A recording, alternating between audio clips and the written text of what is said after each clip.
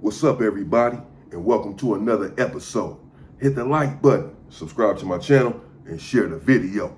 Hit the join button and become a member. Why? Well, members get exclusive content. Hit the bell icon on my channel so that you'll receive a notification every time that I drop a video, and you can go and check the video out. Check the video out. If you have not subscribed to the channel, please do so. Man, I have to be careful. I have to remember that I am on YouTube, and now people somewhat are recognizing me, because the other day I was in a store and, dude was mean mugging me. Or I thought he was mean mugging me a little bit. And sometimes I can be a little set in my ways. And I asked him what he was looking at. Then he told me, "No, bro, I think I recognize you from somewhere." I said, "Oh, yeah." He said, "Man, you on YouTube?" I said, "Yeah, I'm on YouTube." And then earlier today, but I almost spazzed out on him, because he just kept looking at me.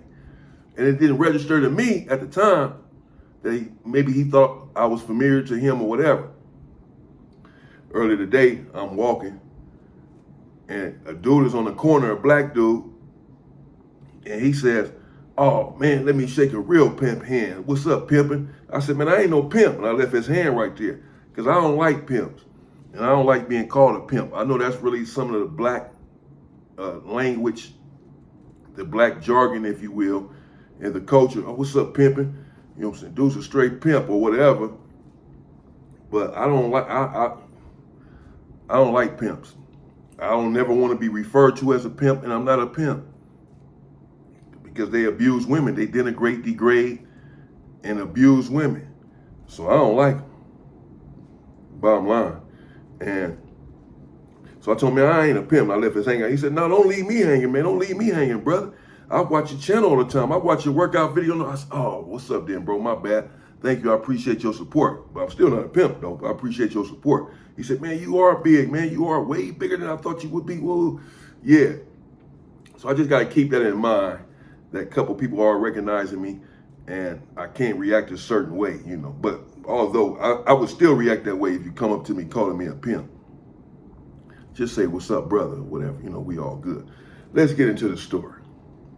And this story takes us to High Desert State Prison, as I've alluded to on many of occasions, the most violent prison in California, as far as I'm concerned, but not just me. Many people will tell you the same. Pelican Bay, while it is the most famous prison in California, it is not the most violent. It could be second, but it is not number one. That is High Desert. Nothing to brag about. It's unfortunate that prison is so violent, because we're all in there trying to find a way out. But sometimes it is necessary for the greater good of everyone else. Sometimes things have to be handled in those situations. And there in High Desert, as I have said before, everything is politically charged. Every group is strong. Every single one of them. Every group up there in High Desert is strong. Every group puts in work, period. And when I look back on it, I believe that it was so much violence there in High Desert because the Nortenos, again, were functioning and coexisting with the Sureños, the Southsiders. They were together there on the yard.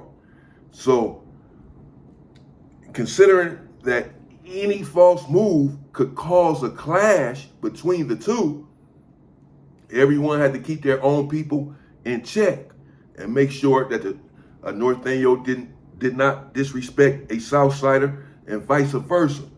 So if someone was getting out of line in their faction, they would quickly correct that person so as to avoid a riot or a clash, not out of fear, just out of self-preservation. No one wants to be in these riots and unalive one another unnecessarily over something trivial and minute.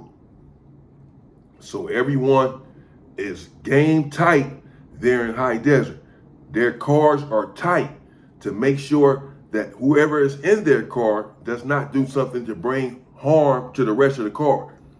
And again, if it looks like this person is someone that can bring harm to the rest of the community, they would quickly, viciously attack this person and get rid of them before they allow them to crash the whole car. That's how it is in High Desert State Prison, level 4, 180. Everyone has a weapon, and everyone there is willing to use that weapon. In fact, that's all they're going to do is use a weapon on you there in High Desert. And it was a Norteño up there who was a big dude. I can't recall his name, but he had a ponytail, and he was a pretty big dude,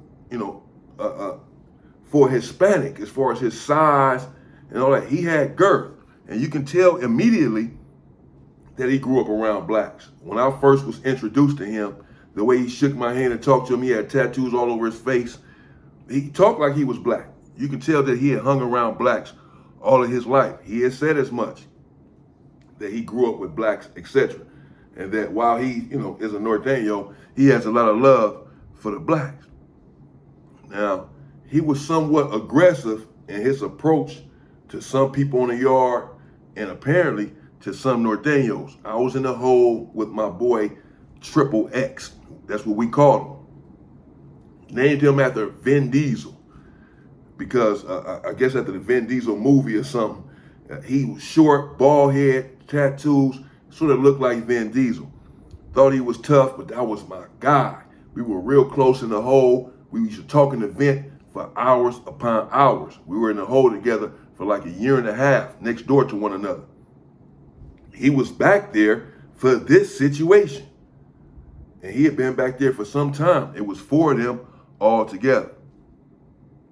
And he explained the situation to me, although I pretty much knew, for the most part, what had went on there. But I'm convinced to this day that, for the most part, they attacked this dude because they felt like he was too close with the blacks. Even though we were cool and close with the Norteños, they still don't want you really acting black as opposed to acting Hispanic there on the prison yard. And dude, again, he had the characteristics of someone in the culture, in the black culture. He clearly listened to rap music. He had a black walk, a black talk, the whole nine. And everyone pretty much recognized this on the yard. All of the Norteños did. But Triple X says that the real problem was he was too aggressive with the Norteños. That when they would approach him about a situation or an issue, he would get too fine for them. He would get too cute for them.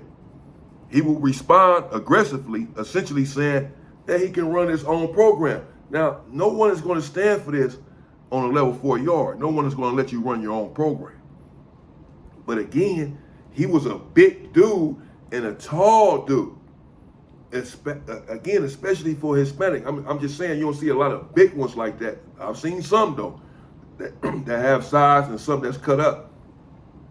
But dude was almost like a Samoan. He had a lot of girth. And so anything you say when you're that sort of size, I know it can sometimes be taken out of context. People think you're trying to bully them or go too far or trying to punk them or whatever, even though that's not the case. So Triple X says that when they approached him a couple of times about how he's running his program there, he was a young dude and sort of new to prison. You can tell that he got aggressive with them. Now, I don't know what they was approaching him about. I'm not sure what he was doing wrong. He just said that he was just too aggressive and they didn't like the way he was running his program. Now, maybe he was not sharing everything with me. I don't know, because him and I were so close. We talked about so much. Again, a year and a half, we were neighbors in a cell together. In the hole, where we're in a cell all day long. So all we can do is talk in the vent to try to pass time. So we talking about everything. This man know my whole damn life, and I know his whole life. After a year and a half of having discussions every day. So him and I are pretty close. When we go to the yard, we're in a cage together. He's next door to me because he's in the next cage. So I don't think that he was withholding information for the most part. But maybe it was something that he was embarrassed about. that dude had done, I'm not sure. I really just think, for the most part, it's because he was acting too black. That when they were approaching him about how he was running his program, that's the qualm that they had with him. That's all. Is that, man, you're not black, don't be acting like that on the yard. That's what I believe to this day. And him being who he is, he probably did respond aggressively and say, whatever. He grew up around blacks. He's not trying to act black, but he fucks with the blacks. He hangs out with us. They didn't like that. And so, yeah, you guessed it. They began to have sinister machinations and decided that the big fella, he had to go. He had to be removed from the yard, and apparently viciously. The word that came down that he's not running the program correctly, that he's not acting like he's one of us. And when approached about the situation, he has the righteous indignation to respond aggressively. Remove him from the yard. We'll show him, we'll teach him the hard way.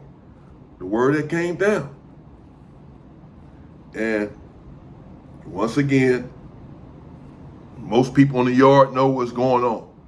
They know that the Nortenos are about to put in work, who they're about to put in work in, and for the most part, why this is about to happen. We all know.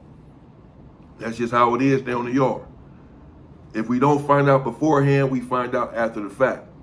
But most of the time, we certainly know beforehand that an attack is imminent. I've explained why this word is often spread around to give us time to prepare to get away or to get out of the way of whoever is about to handle their business. So they come and let everyone else know we're about to take care of business. Watch out. Okay, cool. So we knew not long after that night in the day room, not long after the decision was made, whoever made the decision, however the word came down, I'm not a Norteño, I'm not involved in all of their structure, but the decision was made and the word came down, however it went, about this guy having to leave the yard. Fine. They sent out word that night in the day room, they will be taking care of business. So to stay out of the way and be careful. Now the Norteños, they don't typically stab people up in the day room. I've seen them do it a few times, I guess, yeah. But most of the times it's on the yard or inside of the cell. But they wanted to get rid of this guy. They didn't want to wait till the next day for yard or none of that. He had to go now. Someone was pissed at how he was carrying himself. But to this day, I still don't know exactly what this man did wrong. But again, I'm not a Norteño. I'm not involved in their car and in their politics. I don't know what he did. He probably did something. He had to have done something. But even when it was being explained to me, it just seemed like he was just a little aggressive and that he was acting black. And I said, y'all did him like that for that? They did him. Let me not get ahead of myself. They sent out word that the attack was imminent. To be prepared. Get out of the way. Okay, fine. Later on that night, there in the day room, everyone is watching because the word is already out and we already know what's about to go down. So everyone is acting like they're playing dominoes. Some people over here working out, whatever is going on in the day room. Everybody's pretty much minding their business. Mind your own. You live long. It's none of our business. But I'm watching the target. And he's sitting down, playing some type of card game or something at the table. Blind to the facts that people have a target on his head. Why he's not paying attention? Because he thinks everything is kosher. Out of nowhere comes 4 Norteños. Triple X was one of them. And When they approached, they already had their blades produced. And one of them hit him right from the back, right in the neck area. As I was watching, I said, oh, whoa. Because I saw the rest of them right there as well, and they all started hitting him, bro, with burners, with knives. And he jumped up and he was swinging, and he was trying to get away, but he was trying to fight a little bit at first, but I don't care how big you are, you got 4 people at you with knives, and you don't have a knife, you asking for trouble, you know. So unless you some trained in combat in order to take these knives from him or something. So he fought them off. He tried to, but they was stabbed. They kept hitting him in his arms because he was trying to swing and basically trying to bag him up off of him to save his life. And then one of them got behind him, and one of them basically tripped him, like, you know, got his legs from under him and got him on the ground. And they was hitting him, bro. They was hitting him good until the police came over there. They heard the commotion finally and came and yelled, get down, and dude was a bloody mess. When they came, they took him out on a stretcher. When they came and got him, you know, they put the little oxygen mask on him.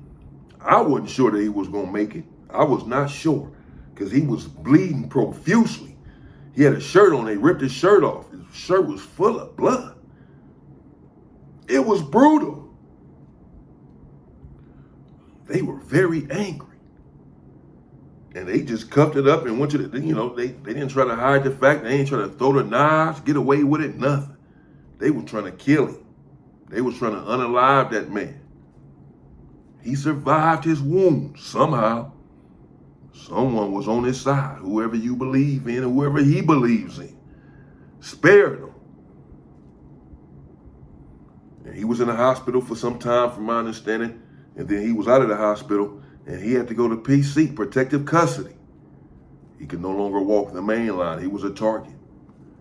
And as I said, to this day, I'm not sure what the man did. I'm really not. You know, but like you know, I'm not involved in their politics like that. I only know that much because of what he told me in the hole. But I figured it was something about the way that he was acting. I didn't feel like he was acting wrong, like he was doing anything wrong, but he was, you know, had a little black in him. So when I say the way that he was acting, I mean how he was somewhat acting in black, maybe. You know, and they had taken umbrage to it and had decided to get him off of the yard, that he had to be removed, and they viciously removed him. It was bloody inside of the day room. He was trying to get away, and they was on him, bro. And got him on the ground, and it was over. I've seen this move. They pulled this move a few times in Nortenos. They get your ass, they get them legs from up under you, get you on the ground, and it's a wrap. El Rapitan, a rapperoni. He survived his wounds, but it was bad for him. And that's what happened there in High Desert, the most violent prison in California. So many violent situations that happened there. I was about to count down, do a little series on the top 5 removals, the most bloody removals I've ever seen. I was going to do the top 5. I was going to also do the top 5 fights I've ever seen in the county jail, maybe, or just in general. Top 5, top 7 or something. Some cold squabbles. We'll see. I get to it. That's what happened there. Triple X was in the hole for it. He went to the shoe. They all went to the shoe. They tried to give him an attempted murder, the whole 9, because it was bloody. But he survived his wounds. I'll be back. In the meantime, stay free, people.